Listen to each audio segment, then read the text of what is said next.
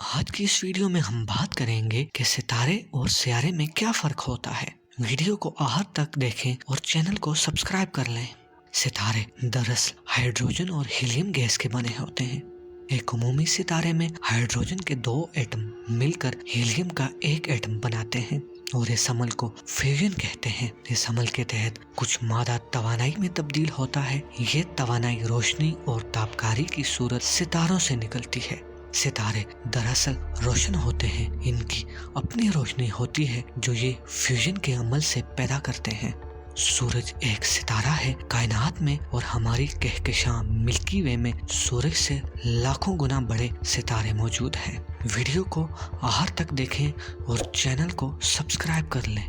سیارے کیا ہوتے ہیں؟ سیارے دراصل وہ ملکی اجسام ہیں جو کروی یعنی کہ سفیریکل شیپ کے ہوتے ہیں اور عموماً یہ کسی ستارے کے گرد گھومتے ہیں۔ مثال کے طور پر ہماری زمین جو سورج کے گرد گھوم رہی ہے۔ سیاروں کی اپنی روشنی نہیں ہوتی کیونکہ ان میں ستاروں کی طرح فیوژن کا عمل نہیں ہوتا۔ سیارے اپنے ستارے ان کے گرد گھومتے ہیں، ان کی روشنی کو منعکس کرتے ہیں۔